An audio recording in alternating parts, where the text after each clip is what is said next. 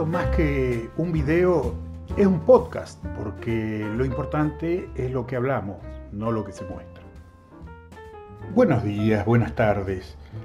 Lo que quiero presentarle ahora es una entrevista que le hice a Mariana Morando el año pasado, en el 2019. Teníamos muy mala conexión de internet y por lo tanto la entrevista es entrecortada.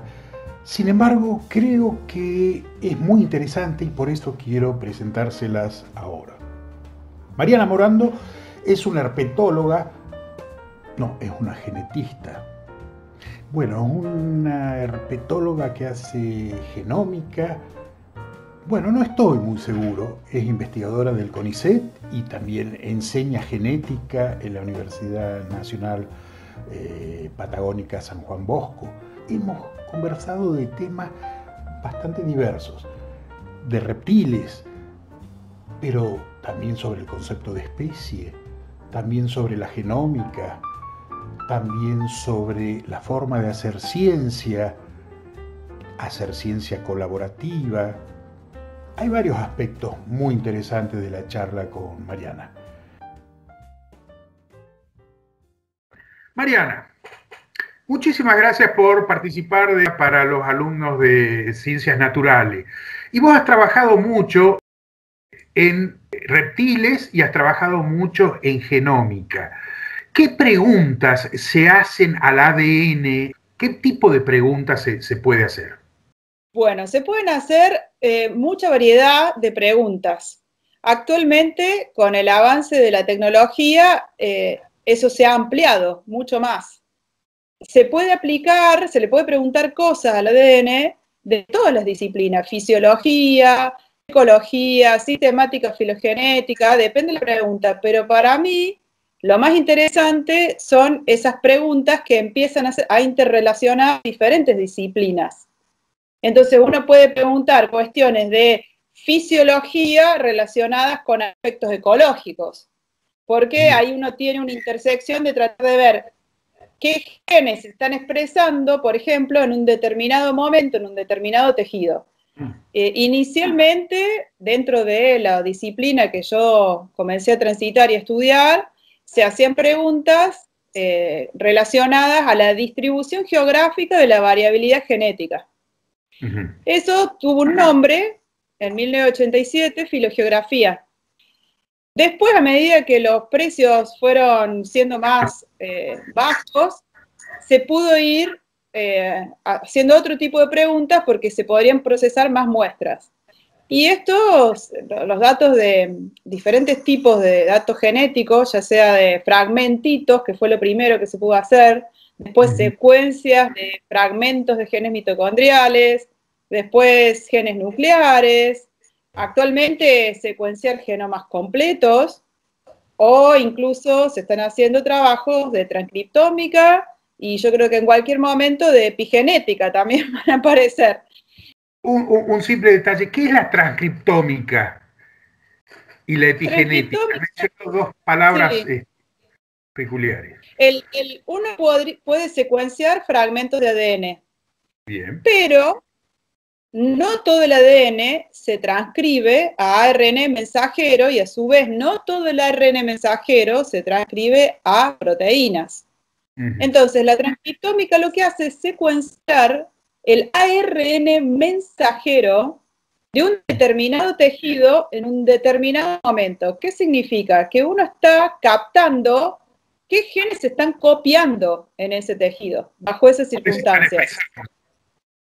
¿Cuáles se están expresando? Entonces, uno de los proyectos que nosotros estamos haciendo, que bueno, realmente fue un poco suicida, porque todavía sigue siendo muy caro y con varios socios ahí, es ver justamente algo de transcriptómica relacionado a la viviparidad.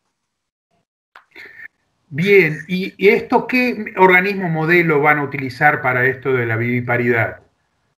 Lagartijas. Sí, Leolemus, sí. La proteómica, por otro lado, lo que detecta son cuáles de esos efectivamente están siendo traducidos a proteínas. Porque también se ha visto que no todo el ARN mensajero termina siendo una proteína. La epigenética, yo creo que es algo para uno pararse y al momento de hacer interpretaciones, tener muy presente que eso existe y que eso puede estar siendo la respuesta de muchos de los patrones que observamos. Entonces creo que hay que tener bien presente los posibles mecanismos que ya se saben de epigenética al momento de interpretar, donde la epigenética yo creo que puede estar teniendo un rol que antes no hubiéramos imaginado. Realmente con esto de los genes reguladores y de la influencia del medio ambiente en el genoma y en la expresión del genoma, estamos en pañales, ¿no es cierto? O sea, recién hemos podido leer las letras del genoma y ahora nos estamos dando cuenta de que la combinación de esas letras producen mucho más que palabras, sino que producen conceptos que son mucho más que la suma de las partes, ¿no es cierto?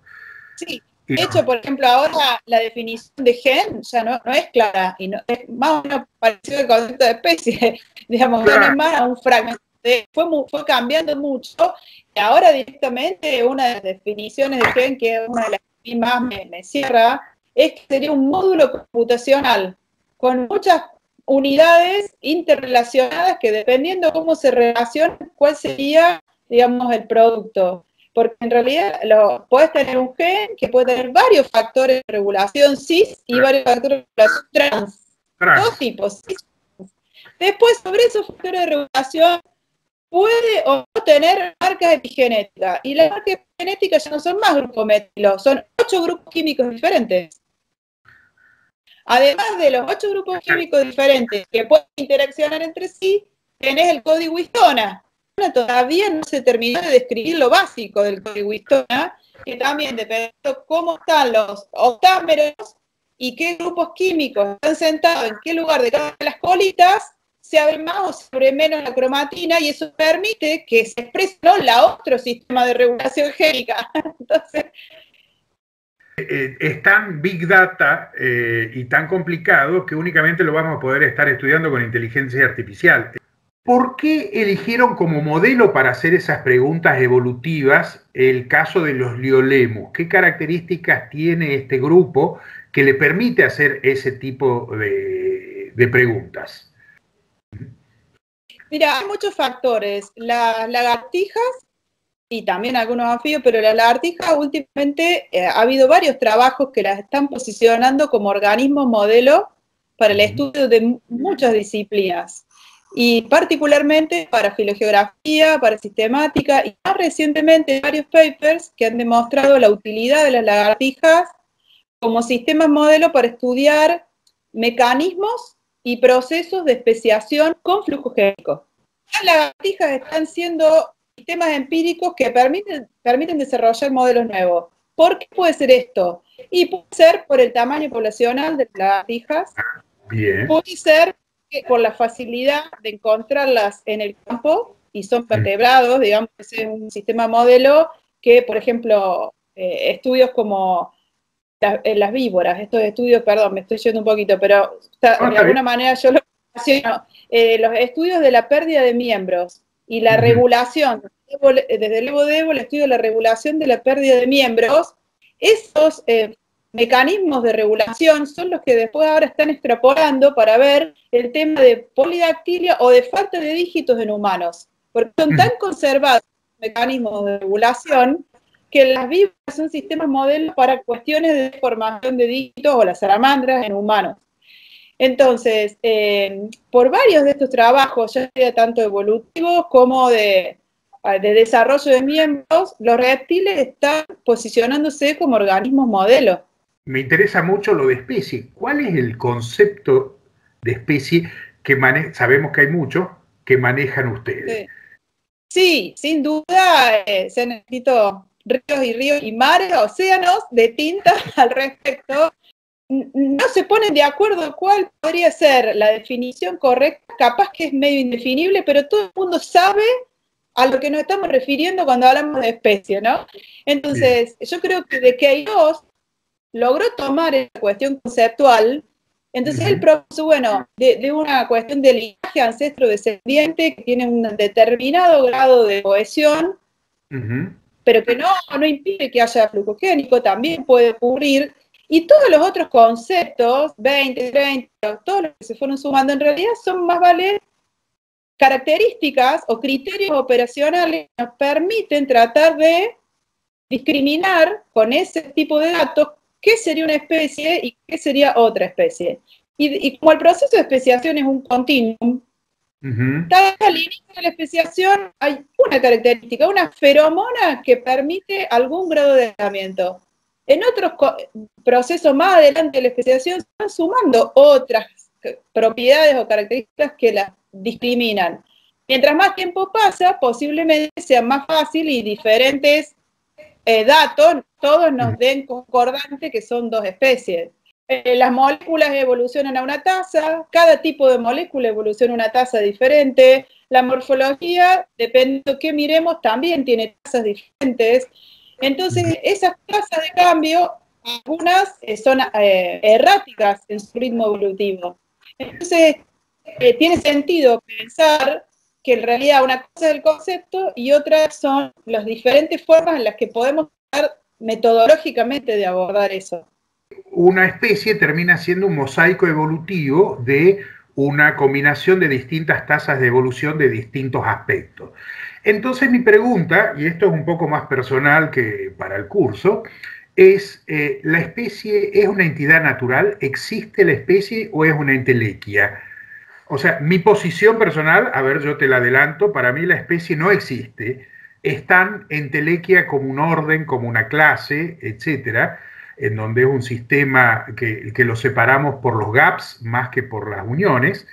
Y yo creo que asimismo, como diferenciamos distintas clases, géneros, especies, también diferenciamos poblaciones, individuos, tipos celulares, genes individuales, etcétera. O sea, estamos en una cuestión, ¿cómo se llama en geometría? Fractal. El infinitum hacia arriba y hacia abajo. Y por lo tanto, para mí, el nivel de especie que quizás algunos consideran como una entidad natural sobre la que actuaría la selección natural, para mí es completamente difuso tanto en el tiempo, en el espacio, etcétera, y por lo tanto me parece que es un constructo humano.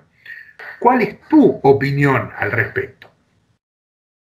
Sí, yo creo que si bien yo concuerdo con esto, que es un continuum dentro de un proceso evolutivo, y mientras más evidencia he encontrado de hibridización entre distintas especies de Leolemus, por ejemplo, más poroso se me hace y más dinámico la idea de que las especies son parte de este continuum, y algunos modelos nos permiten verlo más que otros. Pero también es cierto que, y algo que me da la pauta de que esos gaps que nos permiten diferenciar especies son un poco más marcados que para arriba o para abajo.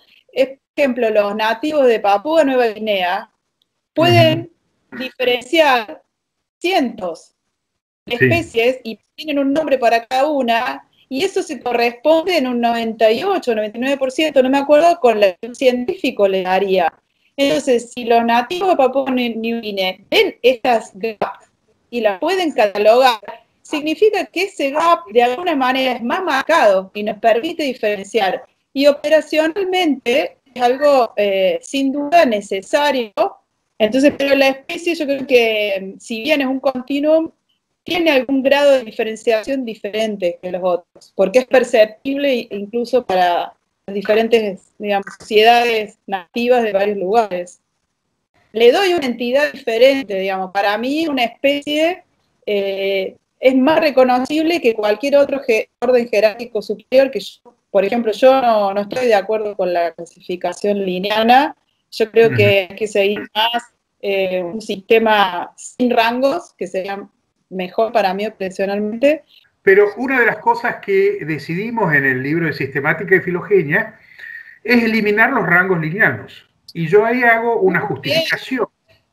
Muy bien, estoy de acuerdo.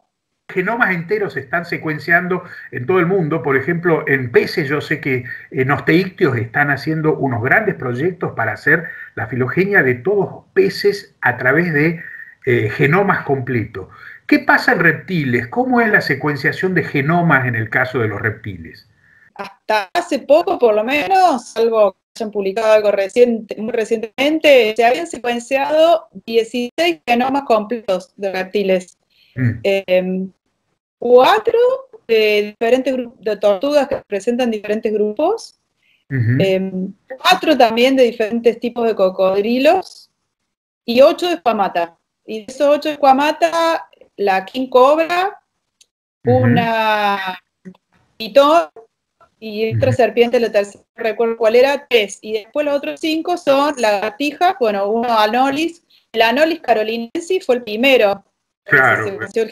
Bueno, pero ¿por qué es importante? Más allá de tener un genoma completo y se publica con bombo de que es un genoma completo, tiene muchas utilidades más allá de la secuencia del genoma en sí, porque tener un genoma completo facilita mucho, mucho, mucho el desarrollo y la interpretación de las investigaciones de transcriptómica. Permite diseñar toda otra serie de trabajos de investigación que se desprenden de poder tener, aunque sea 1, 2 o 3 genomas completos, digamos, que no son resultado en sí, sino todo lo que permite después, como transcriptómica, proteómica, y después ahí se desprenden los estudios que tratan de relacionar genotipo-fenotipo. Tener ya 16 genomas completos de reptiles, yo creo que es algo muy interesante. Los chinos parece que están con máquinas y máquinas de hacer genómica y están haciendo genomas completos de lo que caiga.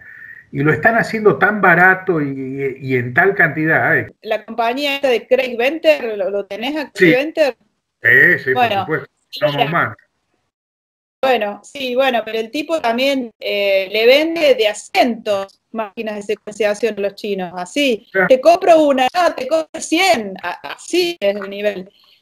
El gran desafío es el análisis de los datos que se están produciendo y que si uno no desarrolla habilidades analíticas de bioinformática, de codificación, un biólogo puede hacer toda una carrera sin tener que poner un laboratorio, porque hay tanta información que la cuestión es poder capturar las bases de datos, tener las preguntas y tener las habilidades para hacer esas preguntas. El problema es que acá, en general, los biólogos todavía siguen empezando a estudiar biología por una cuestión romántica, que le gusta la naturaleza, de que le gustan las plantas, de que le gustan los animales, y después se desayunan en la facultad que tienen que saber cada vez más matemática, más estadística, más computación, y eso termina siendo un muro insolayable, porque hoy por hoy, este biólogo romántico, ¿qué salida laboral tiene? Mínima. En una ONG, ¿viste? En algo educativo, pero el que quiere hacer ciencia, si no estudia R, ¿sí? Por lo menos R, digamos, y otras cuestiones de informática va a estar completamente limitado, porque cambia mucho, muy rápido, y nosotros en las universidades no estamos pudiendo adecuar la oferta educativa a las necesidades de hacer investigación moderna, por ese aspecto, y también por una cuestión de trabajos disciplinarios. Yo noto que en general acá la gente sigue con un modelo muy individualista y eso es muy complicado para este tipo de trabajo, que cada vez más se requiere alguien que sepa más de morfometría, alguien que sepa más de estadística, alguien que sepa más de ecología y trabajar en grupos, ¿viste?, interdisciplinarios. Y eso acá en Argentina parece ser algo muy difícil. La gente le cuesta mucho esto de trabajar en equipo, del dinamismo de un equipo, y yo creo que son motivos por los cuales estamos un poco más atrás que otros países. Nuestros maestros, los que me formaron a mí, los que te formaron a vos, fueron biólogos de otra época, distintos.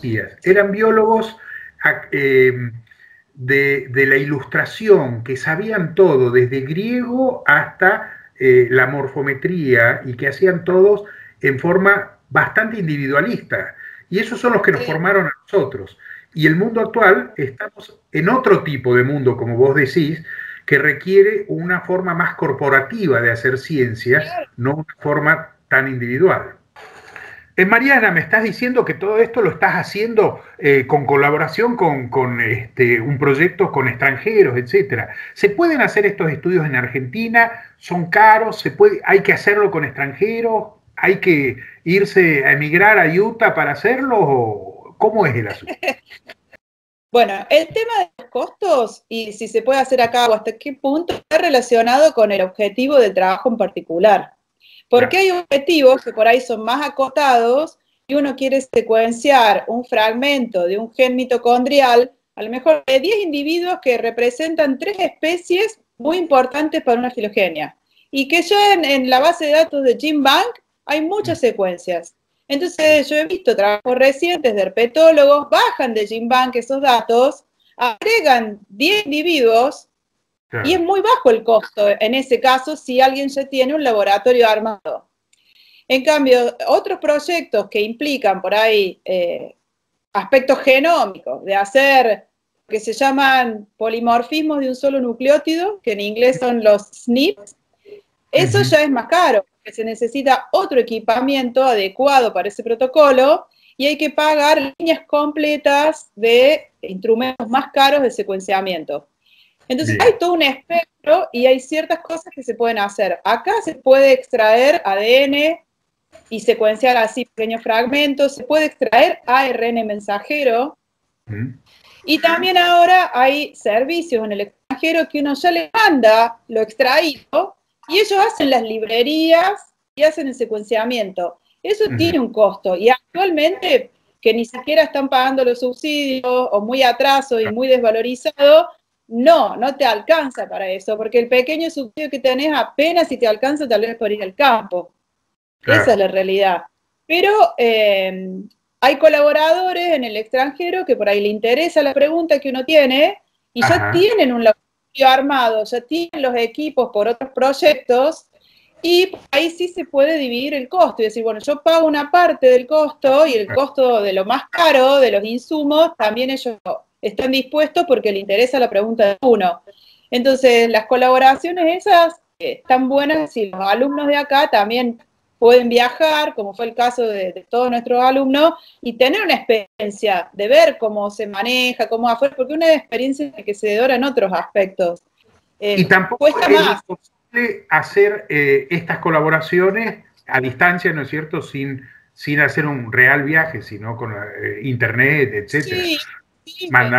Sí. Y con esto terminamos la charla con Mariana.